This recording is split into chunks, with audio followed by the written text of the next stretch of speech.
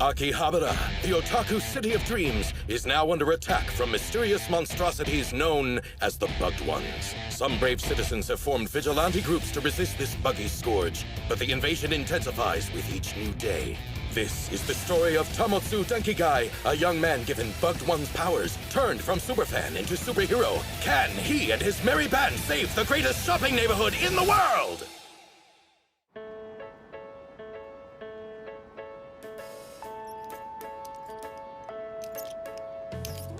There. This beam antenna should give me clear enough VHF reception to catch everything from Hokkaido and Okinawa too. Been 10 years since I got my amateur 4th class. Now that I've finally earned my amateur 1st class license, it would be a crime not to spend this much on gear. What is that? It's a big antenna for amateur radio. Amateur radio? Yeah, he's had an antenna at home ever since elementary school. I thought he was over it, but he stumbled on a radio shop in Akiba, and now the passion's back with a vengeance.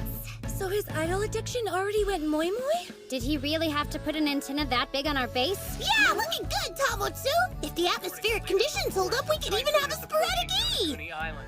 Gotcha! Estimated We're landfall picking 1 up all the way hour from Area 22 6! minutes. I'm so good. Hey, watch it, Professor! You trying to break me in half? Sorry, my bad. It's the perfect day for radio. I'm sure nothing's gonna go wrong. Tamotsu here, hailing Arisa. Where are you? Over. Copy, this is Arisa. Target in sight. Standing by for orders. Over. Miwaka chiming in. You've got a visual on the target? That's great! Over. Cut the chatter, sis, and Arisa, hold your position. Alpha team will confirm. Over. Arisa here, negative. We have to hurry or it'll be over. Over. What? Tamotsu to Arisa, stay put. It's too risky. Over. There's no time. I'm going in. Arisa, over and out. Firsties, moi moi! We are #1 super rare item ground to bargain price! Victory! You're a loose cannon, Arisa. I told you to wait. This shop had it for 120 less. You're gonna bankrupt us. Over. This is Miwaka hailing her bro. If you're gonna be cheap, can't you do it quietly, Over? That's a negatory. Over. You really have to use those things when you're this close to each other? If I want to use them at all, then yes. They only reach 30 meters in the city, which brings me to our next mission. Ha! It's time to upgrade our communications infrastructure. I love you, Fujisaur. I'd have your radio babies. Oh, wow, the legendary True OT-0830. Whoa, the Jagetsu GT101C.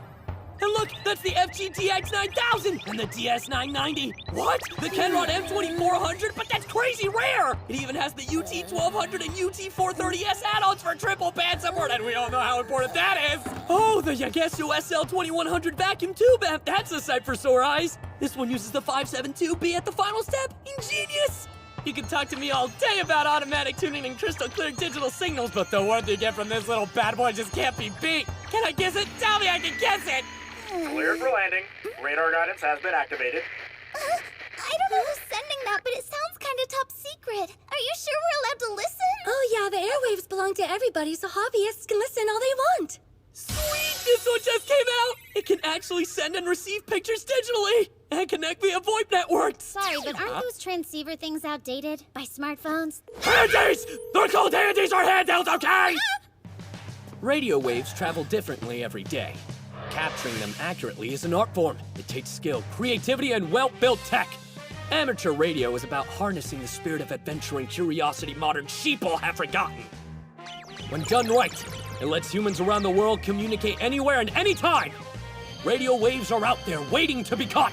It's like hunting for invisible treasure. And here I thought you were a nerd. Smartphones are useful, sure, but ultimately they're just a way to connect to artificial environments built and controlled by corporations. Use their networks alone and we're nothing but mindless androids relying on global overlords. We must forge our own networks to preserve our very humanity. I believe in the great radio resistance, which is why I have a handheld shell covering my smartphone. I see. Yes, it's a noble...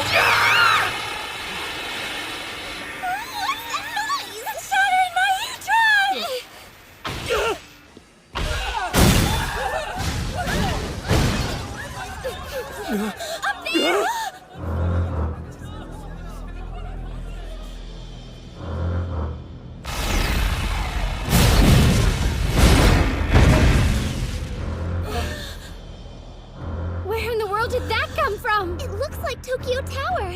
This doesn't make any sense. A tower in Akihabara? Weren't they talking about doing that years ago? Exactly! This is the Akihabara Tower, aka Akiba Tree, aka Tokyo Tower 2. We're reclaiming the dream robbed from us by that obscenely huge sky tree! It's a bugged one! This tower's equipment emits my special bugged one waves, which destroy all communication devices within range. And that range is vast, far greater than any normal broadcasting tower. We'll conquer the airwaves! We'll be the greatest and only broadcaster in Japan! What? That goes against everything I was just blabbering about! Ah! Prepare the microwave attack!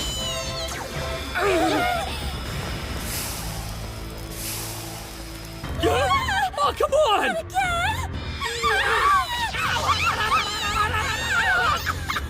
How do you like my special microwave attack? Neat, right? That is pretty neat. It's like being inside a microwave oven. Bugged One Radio, where the hits just keep on coming!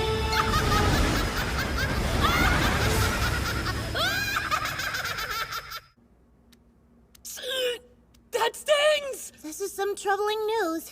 A buggy fighting with EM waves could be quite a threat. The neighborhood's in total chaos. Computers and smartphones are blowing up. It seems like the only way we can stop those wave attacks is to destroy that tower. But if we get close, we'll be cooked like baked potatoes. I think her Tokyo Tower 2 dream is more like a nightmare. Wait, Tokyo Tower 2? Yeah, that's what the lady up top called it. Then she said something about reclaiming the tower dream. I see. I'm afraid that means this bugged one woman is someone I used to know. What makes you say that? We're going to need help from the professor who mentored me back in my Tsukuba days. Anyone else lost? Before she moved here, Professor Latu used to be a researcher at the Cutting Edge Science Center in Tsukuba. Cutting edge science, huh? You must be a real smarty pants! If you weren't in Akiba, how'd you learn about the bugged ones here? Well, it was a blatantly ambiguous number of years ago. Back then, the Tsukuba Express train to Tokyo wasn't running yet, so it felt way more like the boonies. But the Science Center drew researchers from around the world. Even though the bugged ones weren't as active then, we knew they worked behind the scenes in Akihabara. I was teamed with a woman named Denko Busujima, the one who must be behind that tower, to study these mysterious bugs. We were guided the whole way by Professor Yagura, our instructor who ran the lab. He was a researching heavyweight in countless scientific fields, including paranormal phenomena. He was the one who encouraged me to study bugged ones in their natural habitat. That's how I first came to Akihabara. Oh, Professor, I had no idea! How is that sad? So, there's gotta be more to this story. Where does that Tokyo Tower 2 come in? Yes, this is where it gets interesting. Through our research, we discovered the bugged ones emit a weak but very distinct radio wave, so we set our sights on a bold new construction project. Did you ever hear about the old plans to build a replacement for the Tokyo Tower 2, in Akihabara? That sounds vaguely familiar. I remember, but wasn't that over 10 years ago? With that huge antenna here, we could have easily detected their faint radio waves and probably have made some kind of major breakthrough. Denko and Professor Yagura spent everything they had to try and lure the next broadcasting tower to Akihabara. They tried and tried and tried and tried and tried and tried and tried. Oh, that's hilarious!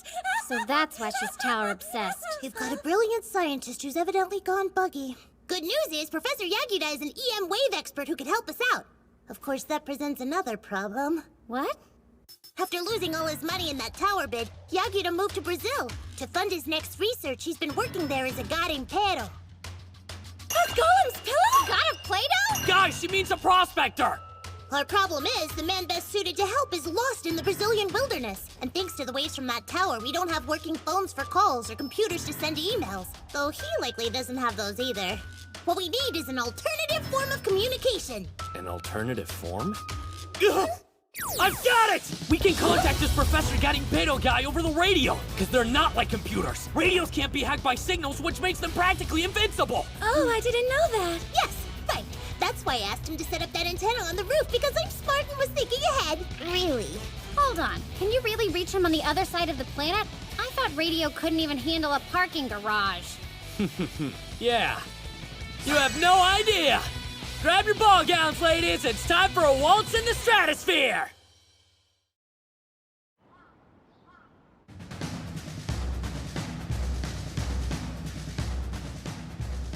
was right. Communicating with Brazil by radio is possible, though it's not going to be easy.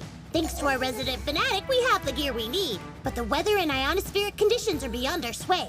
If we could control the sun through worship, I'd pray, but unfortunately, I believe in that gobbledygook they call science. Okie doke, then I'll pray instead. Oh, Amaterasu, oh, Tsukuyomi, please do some sun stuff. You think Japanese gods are gonna listen to someone who says moi moi all day long?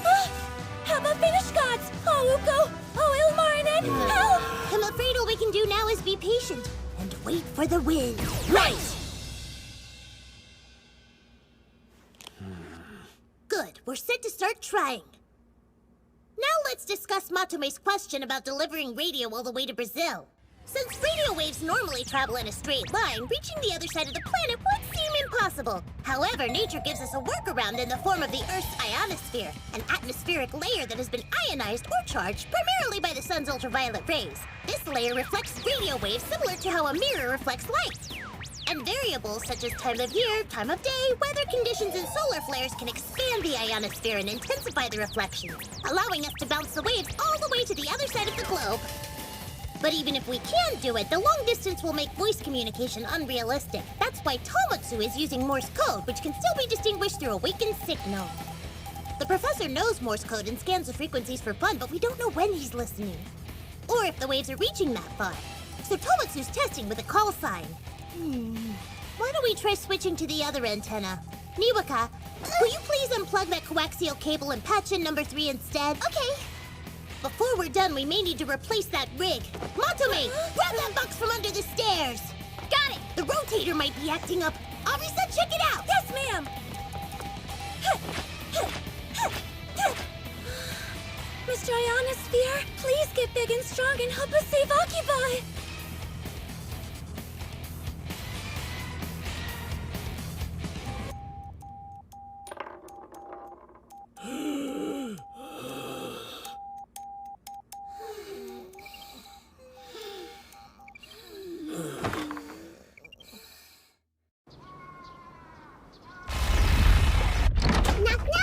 It's your order from Pizza Pop. Pizza made delivery. 2 extra ham pizzas and a free side of garlic chicken. Piping hot and ready for your mouth party. Whoa! Ham pizza for a radio operator. Points for the pun. Niwaka placed the order in person this morning on the way to school. She is such a great sister/hero. You're working at the pizza place now? Yeah. Our maid draft was this month and the pizza parlor had first round pick. What are you guys doing anyway? It looks serious. It's way too much exposition to explain, but it's a big communication mission. Communication? But I thought the new tower was causing total chaos and no one could use their connected devices anymore. Aren't those crazy radio waves screwing up your equipment down here? Well, we're mostly using radio, which is safe. Plus, we're underground, and I installed some extra shielding in the walls, too. We hope that's good enough till we figure this out. Okay, guys, you have fun with that. Hey, listen! It's cool. It looks like something from a sci-fi movie. What does it do? Careful with the paddles, please.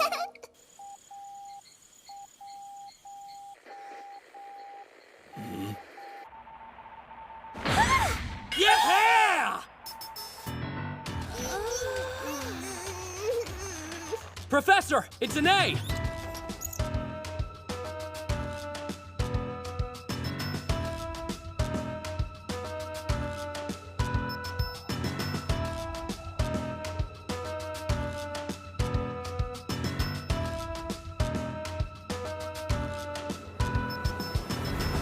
K! End of message. TNXDOC. Did you write that stuff down, Professor? Sure did! ALMHK? Is it some kind of code? Do you know what it means? It could be an acronym for something. Aggressive lovemaking makes hens cluck?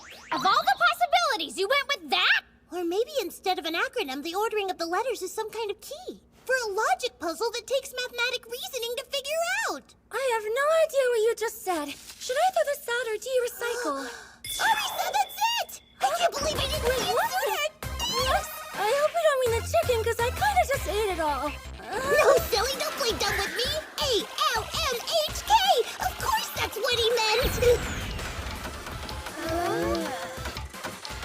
But we'll have to stock up! Hurry, Momo! We need the garlic chicken early bird special 100 orders now! What?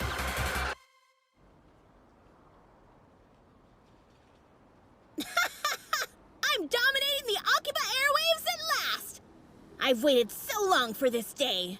Through years of heartbreak, watching them build that sky tree, and feeling my will to live vanish under its shadow. But now, thanks to Metronica's help, Akiba finally has its own tower, and its waves will rule the whole city! What's that? People in weird alien costumes like from cheesy old movies? Where? Ugh! Is this some kind of joke? The joke's on you, Denko Busujima! Your waves can't hurt us now! Your tower is about to fall down! You think I'm scared of those homemade costumes? Microwave guns! Fire! Ha ha ha! You've been foiled! But how? We may not win any costume contest, but our aluminum foil armor will beat your waves every time! No! Aluminum blue! Aluminum pink! Let's roll! Is that us? Copy that, aluminum red. Aluminum blue, and that's your side. Do I have to be pink? Ah!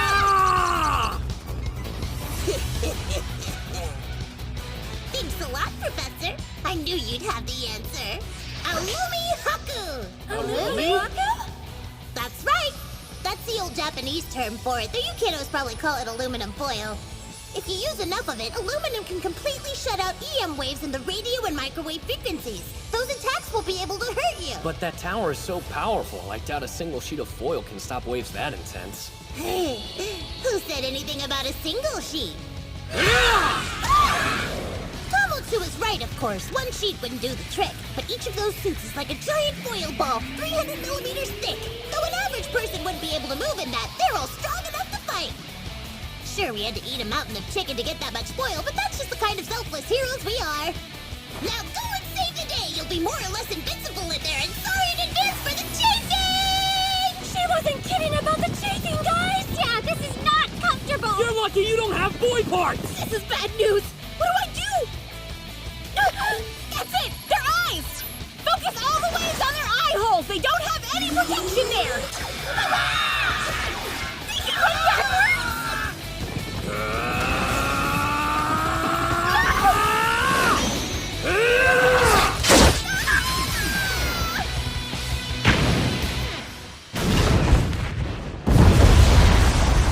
The mysterious tower has just exploded in a fabulous flurry of fireworks! I'm now being told from credible inside sources this was an overzealous ad campaign from a local antenna shop. I hope all your devices get repaired quickly, viewers, so you can see this broadcast.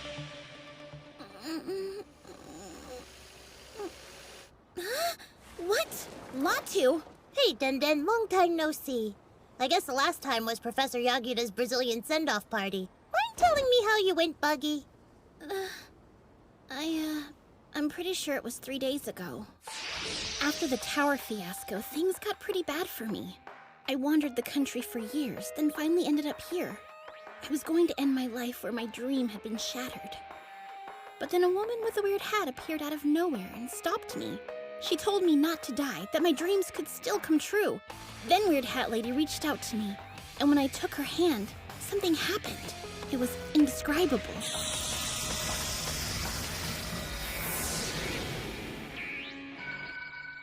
Next thing I knew, I was standing on the tower attacking the city with those waves. Oh God, what's wrong with me? I did terrible things. Don't cry. It wasn't your fault. I'll make some phone calls to clear your name. So hang in there. You're okay. Just keep off those ledges. You never know. Akihabara could still get its tower one day. Oh, Latu, do you think so? Come on, let's have drinks with tiny umbrellas and talk about old times. Oh, I talked to Professor Yagura. It was all dots and dashes, but he seems well. Really? Hello, radio lovers. This is 89.3, the mini FM broadcast by Electric Mayo Studios. As usual, we're broadcasting live from the pulsing heart of Akiba. I'm your DJ, Tomotsu Denki Guy, and we've got some great guests today. It's the Pop Idol Trio tearing up the local scene mania. Hello, listeners. So, I hear you're on fire, ladies. Is it true your digital downloads have reached triple digits? Yep, our new song called Match for 3000, and we're just enjoying the ride. Wow, that's so fun. You can make our base a radio station. You should be thanking me for the free publicity. Do you even know if anyone's listening to us? Nope. but our static reaches Brazil. And speaking of Brazil, boy, do I like coffee. Isn't that so interesting? I think it smells like natto. Hey, speaking of natto, what do you girls put in yours? Me? I just go with sugar. I'm old school. That's not old school. That's not any school. That's just you. Great chat. Now let's get to the tunes. Here's Mania with Match for 3000.